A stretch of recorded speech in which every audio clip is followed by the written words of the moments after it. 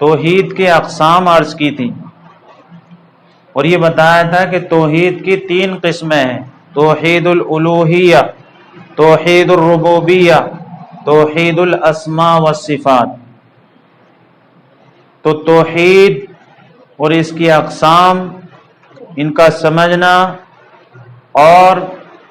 سمجھ کر ان پر عمل کرنا ہم سب کے لیے نہایت ہی ضروری ہے۔ توحید الالوہیہ، اس کے اندر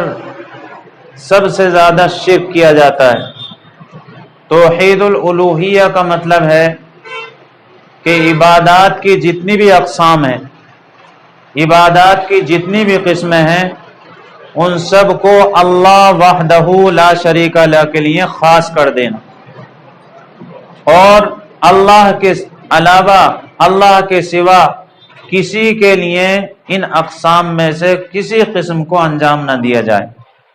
تو یہ توحید الالوہیہ ہے، یعنی عبادت اور بندگی میں جتنی بھی اقسام آتی ہیں ان تمام قسموں کو اللہ رب العالمین کے لیے کرنا اور غیروں سے نفی کرنا، اللہ کے غیر سے نفی کرنا، یہ توحید الالوہیہ ہے۔ نظر، نیاز، قربانی، ذبح، اسی طریقے سے حج، زکوٰۃ، طواف، خوف اور امید، یہ ساری کی ساری عبادات کی اقسام ہیں۔ انہیں صرف اور صرف اللہ وحدہ لا شریک لہ کے لیے انجام دینا، اللہ کے علاوہ کسی اور کے لیے نہیں۔ تو یہ توحید الالوہیہ ہے، اللہ کی عبادت میں غیر کو شریک نہیں کرنا۔ میرے بھائیو عزیز دوستو، ہم اور آپ آج دیکھیں گے کہ معاشرے کے اندر، ہمارے ماحول کے اندر اپنے آپ کو جو بہت سارے ہمارے بھائی ہیں، مسلمان کہلانے والے ہیں، ایمان والا کہلانے والے ہیں، لیکن میرے بھائیو عزیز دوستو، توحید ان کی خالص نہیں، غیر اللہ کے لیے ذبح کرتے ہیں، غیر اللہ کی قسم کھاتے ہیں، غیر اللہ کے نام پر نظر و نیاز کرتے ہیں، اور غیر اللہ کے نام پر روزے بھی رکھا جاتا ہے، اور غیر اللہ کے سامنے سجدے بھی کیے جاتے ہیں، رکوع کیا جاتا ہے، اور غیر اللہ کا طواف بھی کیا جاتا ہے۔ اور میرے بھائیو عزیز دوستو، اس کو ہم سمجھتے ہیں، ہمارے بھائی سمجھتے ہیں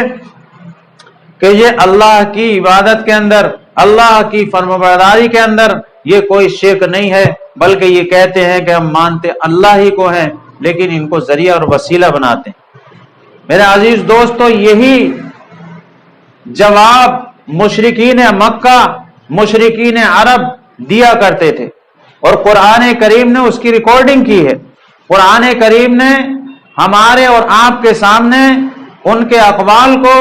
اور ان کی باتوں کو پیش کیا۔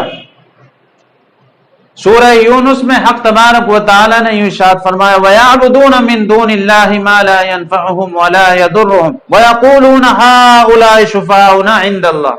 وہ ایسی چیزوں کی پوجا کرتے ہیں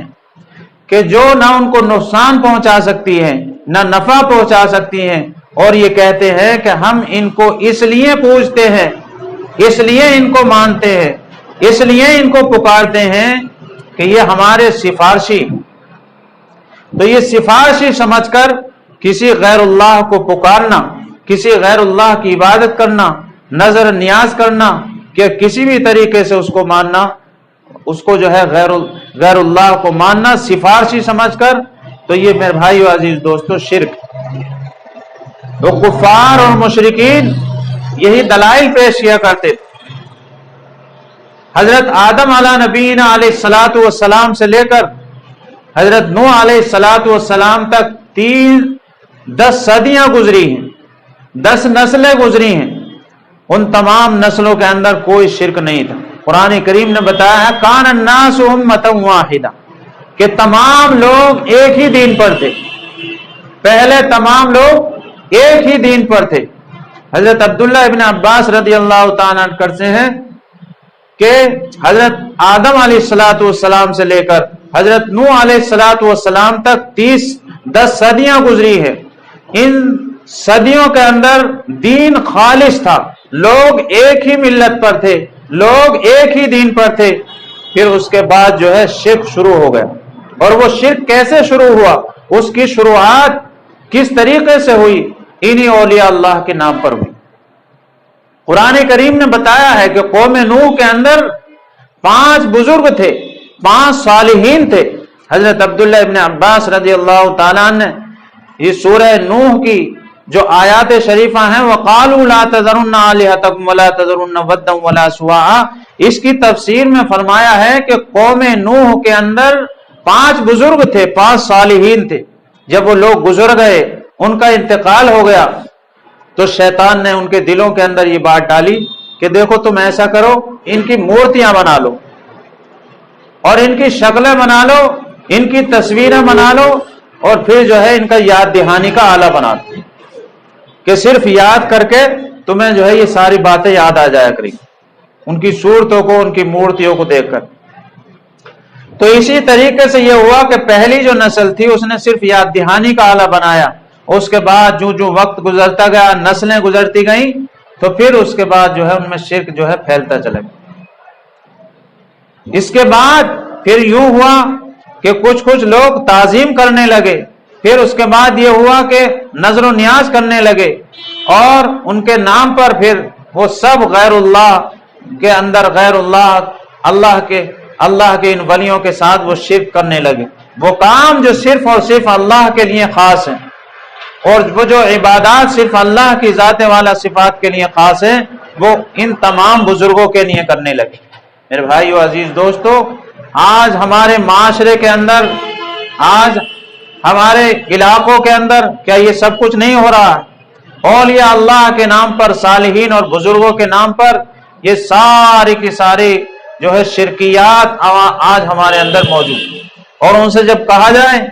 کہ اس بد عقیدگی سے اپنے آپ کو بچا لو، ان شرکیہ کاموں سے اپنے آپ کو بچا لو، یہ شرک کے کام ہیں، تو وہ کیا جواب دیتے ہیں؟ ان کا بھی وہی جواب ہوتا ہے وہ جو جواب دیا کرتے تھے کہ یہ ہم مانتے تو صرف اللہ کو ہیں،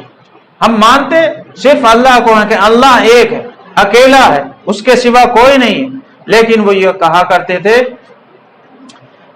کہ یہ جو ہمارے معبود ہیں تو یہ بھی جو ہے اللہ نے ان کو اختیار دیا، اور یہ بھی جو ہے ہمارے کاموں کے اندر مدد پہنچاتے ہیں اور ہمارے کاموں کو انجام دیتے ہیں۔ اسی طریقے سے یہ سارا کچھ میرے بھائیو عزیز دوستو آج ہمارے اندر بھی بزرگ اور صالحین کے نام پر نظر و نیاز کرتے ہیں، طواف کرتے ہیں، مزاروں کا طواف کرتے ہیں، اور غیر اللہ کے نام پر، ولیوں کے نام پر جو ہے جانوروں کو ذبح کرتے ہیں۔ کیا یہ ہمارے معاشرے کے اندر نہیں ہو رہا؟ یہ سب کچھ ہو رہا ہے میرے بھائیو عزیز دوستو۔ تو آج ضرورت اس بات کی ہے کہ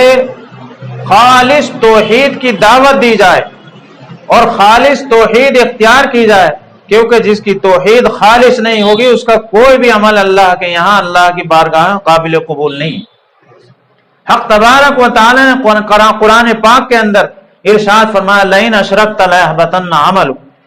کہ میرے محبوب اگر آپ نے شرک کیا تو سارے اعمال آپ کے جو ہے برباد ہو جائیں گے۔ تو میرے عزیز دوستو، عرض کرنے کا منشا یہ ہے کہ ہمارے اندر جو برائیاں، اور جن میں خاص طور پر جو سر فہرست برائی ہے اور سب سے بڑی ہے، سب سے عظیم ہے، اس سے بڑی کوئی برائی نہیں، اس سے بڑا کوئی گناہ نہیں ہے، وہ شرک ہے۔ اللہ کی ذات، اللہ کی صفات اور اللہ کے اسما کے اندر شرک، دوسروں کو شریک ٹھہرانا، یہ سب سے بڑا جرم ہے۔ آج ہماری یہ کوشش ہے کہ اپنے بھائیوں کو اسی دعوت توحید پر جوڑیں، اور یہ شرکیہ جو کام ہیں ان سے آگاہ کریں، ان کو بتائیں کہ یہ جو آپ کام کر رہے ہیں یہ نہ قرآن کریم نے بتایا ہے، نہ پیارے پیغمبر جناب محمد الرسول اللہ صلی اللہ علیہ وسلم کی تعلیم ہے، اور جتنے بھی انبیاء علی نبینا علیہ الصلوۃ والسلام اس دنیا کے اندر تشریف لائے ہیں، سب نے جو ہے توحید کی دعوت دی ہے، توحید خالص کی دعوت دی۔ فرمایا یا قوم اعبدوا اللہ ما لکم من الہ غیرہ، اے میری قوم اللہ کی عبادت کرو، اس کے ساتھ کوئی شریک نہیں، تمہارا اس کے سوا کوئی رب نہیں ہے، کوئی مالک نہیں ہے، تمہارا کوئی الہ نہیں ہے، صرف اور صرف اللہ ہے۔ تو میرے بھائیو عزیز دوستو، اللہ رب العالمین ہم سب کو اور تمام امت مسلمہ کو اسی توحید کو سیکھنے کی، سکھانے کی، اس پر عمل کرنے کی توفیق عطا فرمائے۔ اقول قولی ھذا واستغفر اللہ لی ولکم ولسائر المسلمین فاستغفروہ انہ ھو الغفور الرحیم۔